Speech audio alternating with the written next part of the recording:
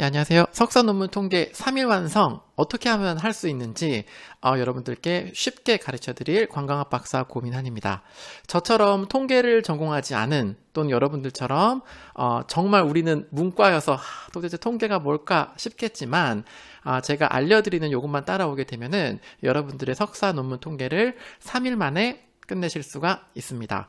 오늘은 제가 여러분들한테 굉장히 중요한 설문조사에 관한 내용을 이야기를 좀 해보도록 하겠습니다.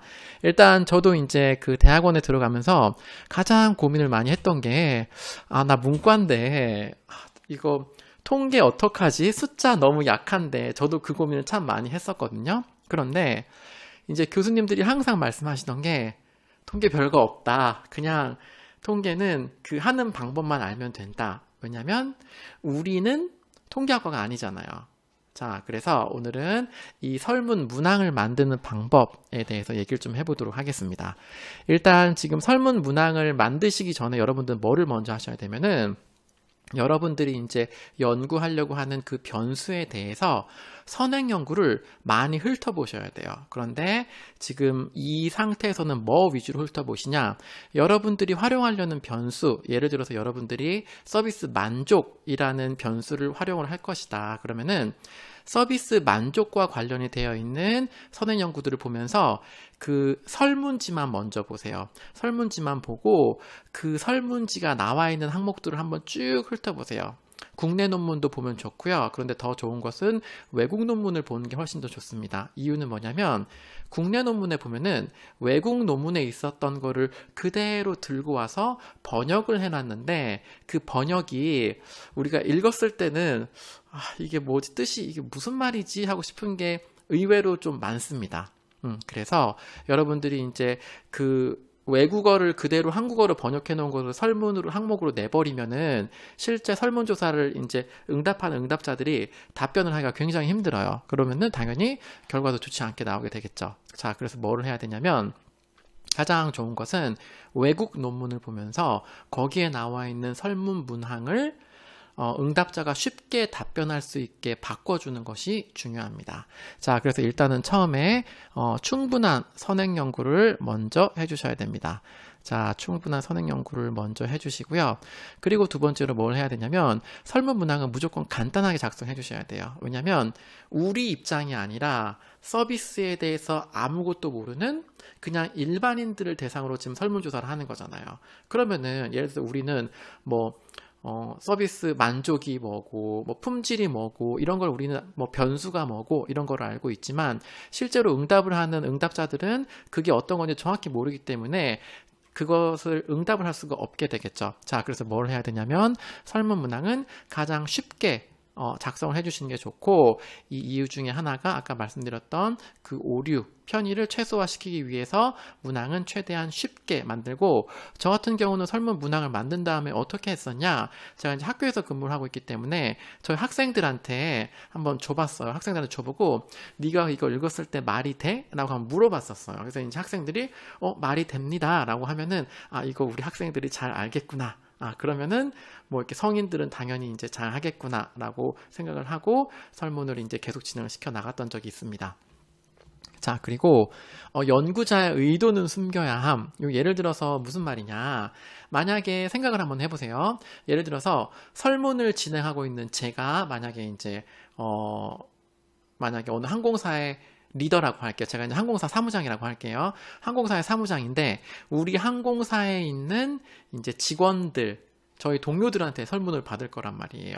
그런데 당연히 이제 동료들은 만약에 제가 사무장이고 이제 동료들은 저보다 이제 직급이 낮다. 그러면은 제가 설문 이거를 주면은 당연히 누가 했는지 몰라라고 말을 하더라도 제 약간 제가 원하는 대로 좀 맞춰주려고 그럴 거 아니에요. 무슨 말인지 아시겠죠? 연구는 어떤 연구인지에 대한 주제는 바뀐다 할지라도 어떤 결과가 나왔으면 좋겠다라는 그런 의도는 숨기셔야 됩니다. 자, 그리고 설문 항목을 작성할 때는 동일한 개념을 모를 때는 상관관계가 높아야 함. 이건 당연한 거겠죠. 자, 문항이 너무 많아도 신뢰성 떨어짐. 이게 무슨 말이냐? 이게 처음에 설문을 하다 보면은 우리가 처음에 한 번, 두 번 설문을 할 때는 보통 자기가 딱 필요한 문항만 놓고 설문을 합니다. 그런데 여러분들이 이제 논문을 뭐 한 번, 두 번 쓰다 보면 어떤 생각이 드냐면, 설문조사 받기 너무 힘든데 이 설문조사를 한 번에 받아서 논문을 한 두 개는 써야겠다라는 생각을 하실 때가 있을 거예요. 예, 그래가지고 저 같은 경우도 이제 보통 설문 한 개를 받을 때 변수를 여러 개 놓고 논문이 두 개가 나올 수 있게 이제 그런 식으로 설문을 받곤 하는데, 그렇게 하다 보면은 문제가 뭐냐? 문항이 너무 많아집니다.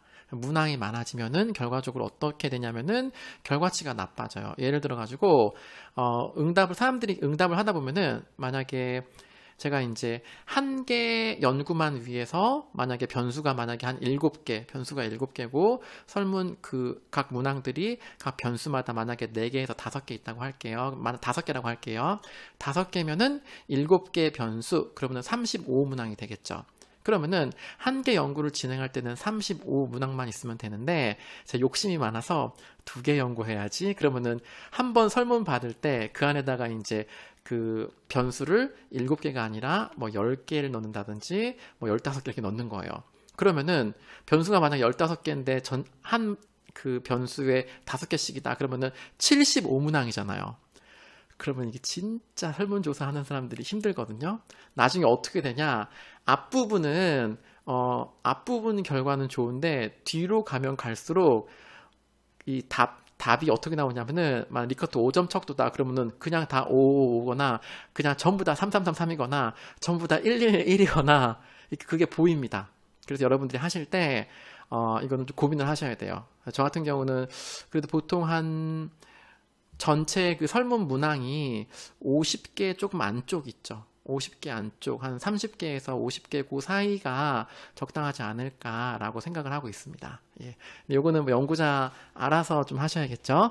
자, 그리고 이제 타당성이 입증된 설문 항목에서 선행연구에서 갖고 온 설문 항목을 활용한다. 요 같은 경우는 우리가 이제 내가 만약에 설문 문항을 만든다. 지금 석사 이 논문을 쓰는 과정에서 내가 설문 문항을 만든다라고 하는 거는, 우리가 이제 논문 중에 보면은 뭐 척도 개발 이런 논문들이 있거든요. 어렵습니다.